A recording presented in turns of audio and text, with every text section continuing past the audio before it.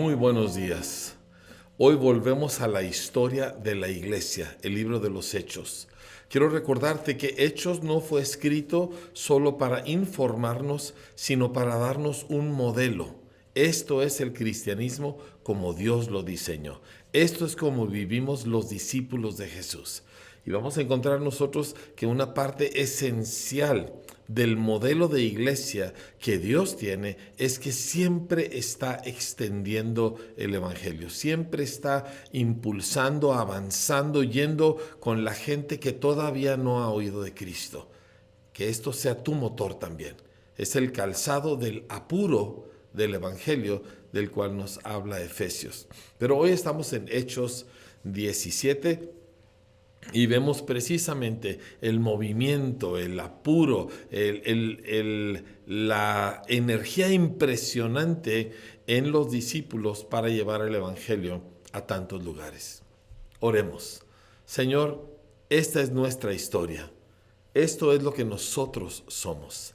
Y te pedimos, Señor, que todos los que hoy estamos leyendo y escuchando tu palabra, podamos conectarnos a esta historia, Señor, en el mismo espíritu que la vivieron Pablo y sus compañeros, así también nosotros, por la gracia de Jesucristo. Amén. Hechos 17. Pasando por Anfípolis y Apolonia, llegaron a Tesalónica, donde había una sinagoga de los judíos. Y Pablo, como acostumbraba, fue a ellos, y por 3 días de reposo discutió con ellos, declarando y exponiendo por medio de las Escrituras que era necesario que el Cristo padeciese y resucitase de los muertos, y que Jesús, a quien yo les anuncio, decía él, es el Cristo. Y algunos de ellos creyeron y se juntaron con Pablo y con Silas, y de los griegos piadosos gran número, y mujeres nobles no pocas. Entonces los judíos que no creían, teniendo celos, tomaron consigo a algunos ociosos, hombres malos, y juntando una turba alborotaron la ciudad.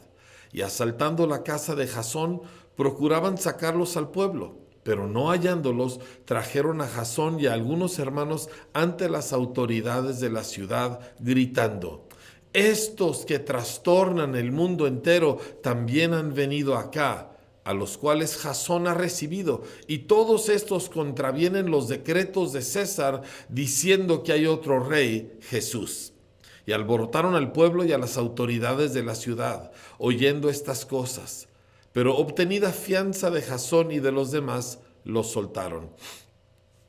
Inmediatamente los hermanos enviaron de noche a Pablo y a Silas hasta Berea, y ellos, habiendo llegado, entraron en la sinagoga de los judíos.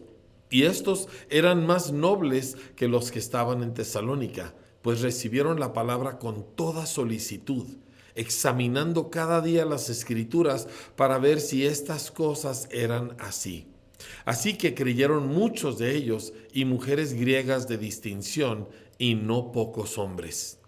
Cuando los judíos de Tesalónica supieron que también en Berea era anunciada la palabra de Dios por Pablo, fueron allá y también alborotaron a las multitudes. Pero inmediatamente los hermanos enviaron a Pablo que fuese hacia el mar, y Silas y Timoteo se quedaron ahí. Y los que se habían encargado de conducir a Pablo le llevaron a Atenas. Y habiendo recibido orden para Silas y Timoteo de que viniesen a él lo más pronto que pudiesen, salieron. Hay algo que quiero que nos fijemos en este pasaje. Predicaban el evangelio, muchos creían, luego se levantaba la oposición y ellos salían al siguiente lugar. Y nuevamente predicaban, muchos creían, se levantaba oposición y salían al siguiente lugar. ¿Por qué? Porque el objetivo es predicar el evangelio, no ganar pleitos. El objetivo no es mi vindicación, el objetivo es la salvación de todos aquellos a quienes Dios ha preparado para creer. Entonces no se pusieron a tratar de ganarle la discusión a los que se oponían, se fueron al siguiente lugar donde Dios tenía gente preparada para recibir el mensaje. Así tú no te pongas a discutir y a tratar de ganar el argumento con personas que no creen. ¿Ya les compartiste el Evangelio? Entonces vete al que sigue. Y el Señor te irá llevando a aquellas personas que Él ha preparado para que crean en Cristo. Mientras Pablo los esperaba en Atenas, su espíritu se enardecía viendo la ciudad entregada a la idolatría. Así que discutía en la sinagoga con los judíos y piadosos y en la plaza cada día con los que concurrían. Y algunos filósofos de los epicúreos, gente que vive para el placer, y de los estoicos, gente que se priva de todo, muy así sufridos, disputaban con él. Y unos decían, ¿qué querrá decir este palabrero? Y otros, parece que es predicador de nuevos dioses, porque les predicaba el evangelio de Jesús y de la resurrección. Y tomándole, le trajeron al Areópago, diciendo, ¿podremos saber qué es esta nueva enseñanza de que hablas? Pues traes a nosotros, a nuestros oídos, cosas extrañas. Queremos pues saber qué quiere decir esto. Porque todos los atenienses y los extranjeros residentes ahí en ninguna otra cosa se interesaban sino en decir o en oír algo nuevo. A ellos les gustaba estar al grito de la moda. Pero el Evangelio es mucho más que una discusión o algo para estimular el oído de los aburridos. Entonces Pablo, puesto en pie en medio del Areópago, dijo, varones atenienses, en todo observo que son ustedes muy religiosos, porque pasando y mirando sus santuarios, hallé también un altar en el cual estaba esta inscripción, al Dios no conocido. Al que ustedes adoran, pues, sin conocerle, es a quien yo les anuncio. El Dios que hizo el mundo y todas las cosas que en él hay, siendo Señor del cielo y de la tierra, no habita en templos hechos por manos humanas, ni es honrado por manos de hombres como si necesitase de algo, pues Él es quien da a todos vida y aliento y todas las cosas. Y de una sangre ha hecho todo el linaje de los hombres para que habiten sobre toda la faz de la tierra, y les ha prefijado el orden de los tiempos y los límites de su habitación, para que busquen a Dios. Escucha bien, la historia y los límites de cada país, México, Colombia, Argentina, España, Gran Bretaña, Rusia, Dios estableció la historia y el espacio de cada nación para que busquen a Dios. Somos mexicanos, somos uruguayos, somos sudafricanos para buscar a Dios.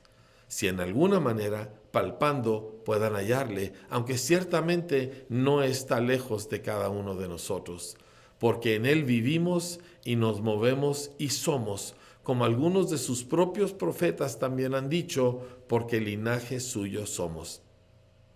Siendo pues linaje de Dios, no debemos pensar que la divinidad sea semejante a oro o plata o piedra, escultura de arte y de imaginación de hombres.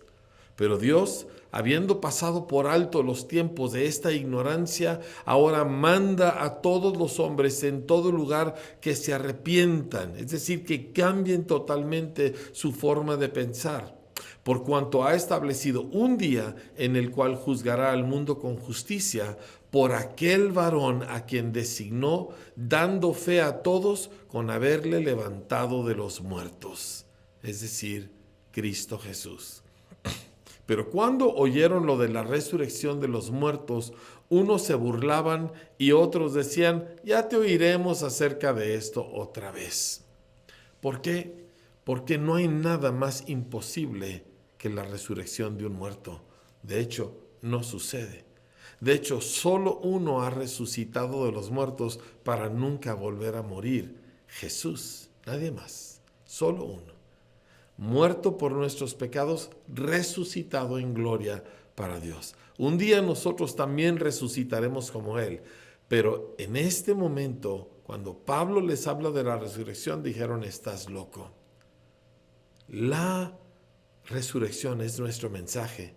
Jesús murió, pero resucitó y está vivo y está presente y está accesible a todo aquel que quiera creer en Él. Así Pablo salió de en medio de ellos, pero algunos creyeron juntándose con él, entre los cuales estaba Dionisio el Areopagita, una mujer llamada Dámaris y otros con ellos. Aquí vemos muchas diferentes experiencias de gente siendo salva, muchas diferentes vivencias de la predicación del Evangelio, pero el punto central es el apuro del Evangelio. Lo llevamos. Si hay que pagar una fianza como Jasón, si hay que huir a otra ciudad, si te reciben bien, si no te reciben tan bien, si hay que dar un discurso más elocuente, si hay que hablar palabras sencillas, pero el Evangelio hacia adelante. Que Dios te use también a ti. Nos vemos el día de mañana.